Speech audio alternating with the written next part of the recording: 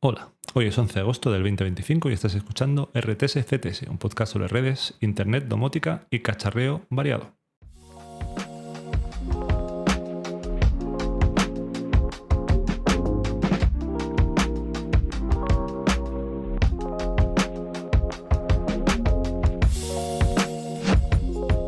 Ayer me despedí diciendo nos vemos mañana, aunque no sabía si grabaría algo para hoy. Pero bueno, hay que cumplir que acabamos de retomar esto del podcasting. También dije que era 9 de agosto y era 10, en fin. Bueno, ¿y de qué os vengo a hablar hoy? Pues del self-hosting o autoalojado de servicios. ¿Y qué es esto del self-hosting o autoalojado de servicios exactamente?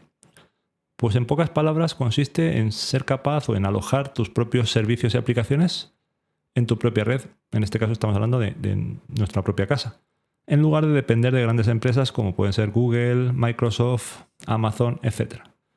Es como, bueno, podéis imaginar tener vuestra propia nube personal, un servidor de archivos, un gestor de contraseñas, todo corriendo en algún tipo de infraestructura en vuestra casa. Pues un mini PC, un NAS, una Raspberry Pi, algo similar. Se puede ver esto como una forma de recuperar el control de tus datos y personalizar las herramientas que utilizas a tu gusto. Es un poco conseguir aunar tecnología y privacidad todo en uno. Ahora, una pregunta que os podéis estar haciendo. ¿Hace falta esto? ¿Tiene sentido? ¿Para qué servicios tiene sentido y para cuáles sería un poco locura? A ver, tiene sentido, tiene mucho sentido si te preocupa la privacidad y el tener todo bajo control y sobre todo depender menos de terceras entidades que al final, bueno, pues de un día para otro pueden cambiar sus políticas. Por ejemplo, Google ha abierto y cerrado servicios con poco tiempo de aviso y nos puede dejar un poco colgados. Pero también hay que tener claro que esto es café para muy cafeteros. No os voy a engañar. Yo me he metido en esto por curiosidad, friquismo, cacharril, llámalo como quieras, yo creo que me entiendes. Y con este disclaimer, antes de empezar, os cuento para qué servicios yo creo que puede tener sentido, aunque todo dependerá obviamente de vuestro contexto, necesidades, conocimientos, etc. Un primer caso sería el de servicios de almacenamiento y sincronización de archivos. Si te preocupa la privacidad de tus archivos, ¿dónde están? Pues puedes montar tu propio servicio similar a lo que sería un Google Drive o un Dropbox. Un ejemplo de aplicación de código abierto, Nextcloud. Otro caso de uso, servicios de copia de seguridad. Es parecido al anterior, pero bueno, podemos pensar en usar algo para tener un backup, para no perder archivos. Algo que es súper importante y que os recomiendo hacer a todos y a todas. Pues existen también alternativas open source como Duplicati, que he empezado a usar hace un par de días y ya os contaré en algún episodio. Es cierto que en el caso de copia de seguridad sí que haría un matiz, y es que solo tiene sentido autoalojar servicios si dispones, bajo mi punto de vista, de varias localizaciones donde hacer esas copias.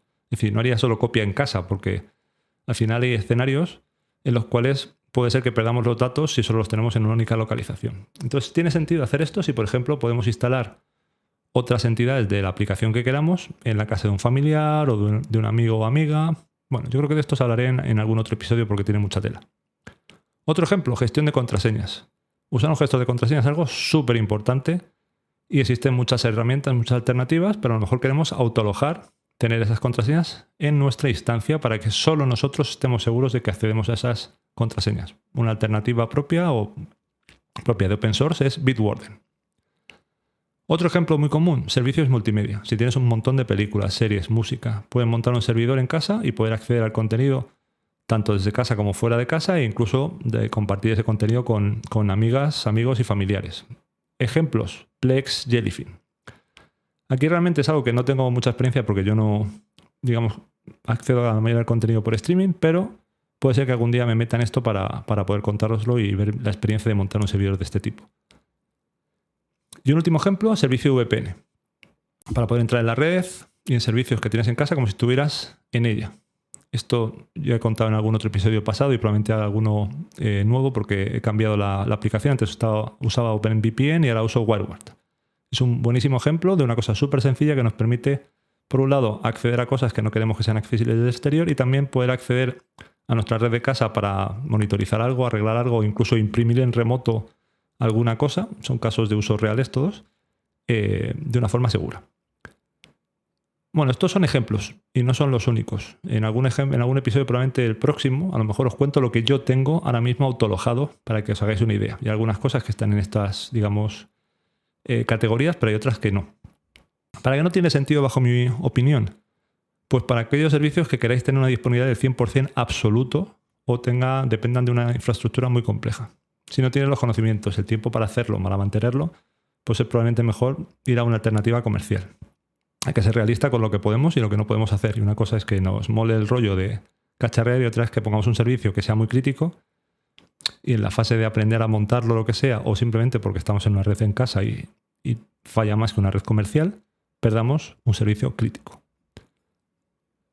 ¿Te ha sonado todo bien esto de alojar tus propios servicios en casa y quieres saber cómo hacerlo y qué fundamentos técnicos hay detrás? Bueno, esto da para muchísimo y de hecho quiero contar muchas cosas de esto porque estoy aprendiendo mucho y da para muchos temas y muchos conocimientos de redes, de sistemas operativos, de virtualización. Pero bueno, si os contara 3 cosas básicas que yo creo que hay que tener o considerar para autoalojar servicios en casa, diría que son: por un lado, tenemos que tener un servidor en casa, un mini PC, una Raspberry Pi o incluso un NAS que esté enchufado 24 horas siempre, por lo tanto que haga poco ruido y consuma poca energía y que ejecute Linux, típicamente. Hacerlo sin Linux es posible, pero no es sencillo.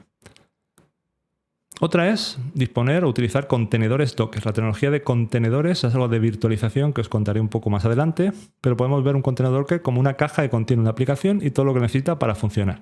La gran ventaja es que la podemos instalar súper fácilmente sin preocuparnos por dependencias o de que si se rompe algo en el sistema. Es como un poco aislar cada una de esas contenedores de forma que podemos jugar con ellos sin miedo a romper otra cosa y de una manera mucho más sencilla.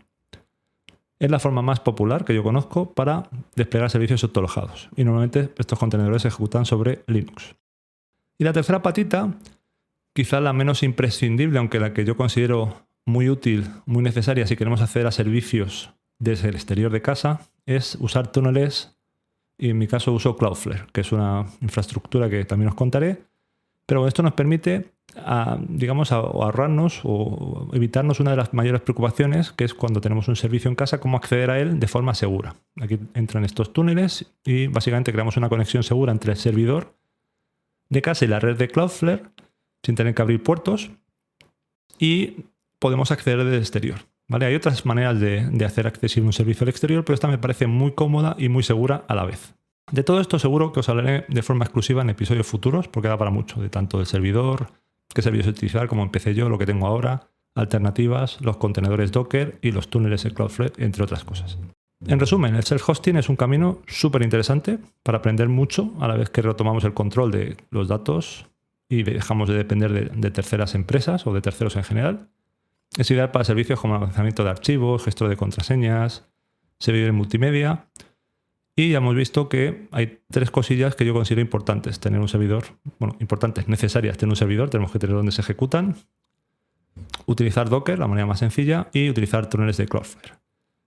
Y con esto ya vamos cerrando. Si te ha picado el gusanillo de esto y te animo a que investigues más sobre estos temas, yo intentaré iros contando cómo lo estoy haciendo y cómo estoy aprendiendo. Y con esto cerramos el episodio de hoy. Nos escuchamos pronto. Chao.